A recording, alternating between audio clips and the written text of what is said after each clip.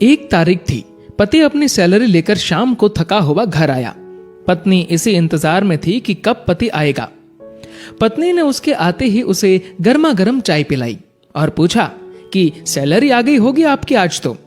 पति मुस्कुराहट के साथ बोला कि हाँ, और इस महीने ओवर टाइम का 12,000 रुपए बोनस भी मिला है। पत्नी की खुशी का ठिकाना नहीं रहा। पत्नी मीठी आवाज में बोली, क्या हम इस रविवार को शॉपिंग कराए? तो पति बोला कि ठीक है, लेकिन सिर्फ एक शर्त पर, कि यदि तुम हफ्ते में कम से कम एक बार मेरी मां से फोन पर बात कर उनका हाल पूछोगी तो। पत्नी ने दबी आवाज में हाँ कर दी। पति सिर्फ यह चाहता था कि उसकी मां और उसकी पत्नी के बीच जो भी अनबन है वह दूर हो जाए।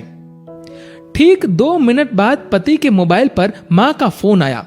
उधर से मां बोली, कैसे हो बेटा? बेटा बोला, मां मैं ठीक हूं। मां ने सबका हालचाल पूछा तो पत्नी इधर मुंह बनाकर मन में सोच रही थी कि 1 तारीख है, अभी सैलरी आई है, इसलिए फोन करके पैसे मंगवाना चाहती है, लेकिन मैं 1 पैसा भी नहीं देने दूंगी इस बार तो। उधर मां बोली, बेटा थोड़ी मदद चाहिए। तो बेटा बोला, बोलिए मां, क्या हुआ मां? बोली, बेटा इस महीने 5,000 रुपए मिल सकते हैं क्या? पति हर काम अपनी पत्नी से पूछकर ही करता था। उसने ये बात अपनी पत्नी से पूछी तो पत्नी बोली कि बोल दो कि अभी सैलरी नहीं आई है। बेटे ने मां से कहा कि मां अभी सैलरी आने में टाइम है। मां बोली, बेटा कैसे भी करके भिजवा दो प्लीज, हॉस्पिटल में इलाज के लिए चाहिए। पति ने यह बात पत्नी से दोहराई। पत्नी बोली, मां से बोल दो कि सरकारी हॉस्पिटल में इलाज करवा ले। पति ने मां को यही सलाह दी तो मां बोली, बेटा उधर इलाज सही से नहीं होता और वह ध्यान भी नहीं रखते। इस बार तो पत्नी को गुस्सा आ गया और वह अपने पति से बोली कि बोल दो उन्हें कि हमारे सर पर पहले से इतना बोझ है और अब इससे ज्यादा हम सह नहीं पाएंगे, इसीलिए सरकारी हॉस्पिटल में ही इलाज करवाओ। पत्नी के शब्द बिगड़ गए ये बोलते हुए कि वैसे भी 4-5 दिन की मेहमान है। पति इस बार बोला कि ऐसे तो मत बोलो मां के बारे में। इस बार पति को थोड़ा गुस्सा आ गया, लेकिन मन को शांत करते हुए मां से बोला, मां इस महीने नहीं हो पाएगा, इसलिए सरकारी हॉस्पिटल में ही करवा लीजिए आप इलाज।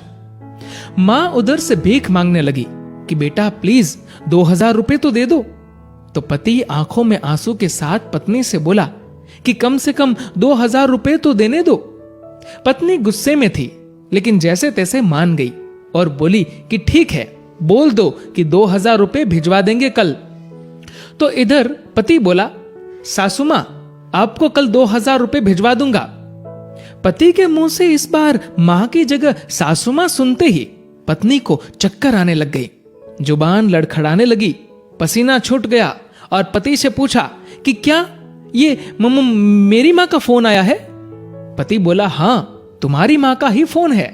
मैं तो तुम्हारी मां को भी अपनी मां ही समझता हूं, लेकिन तुमने कभी मेरी मां को अपनी मां की तरह समझा ही नहीं।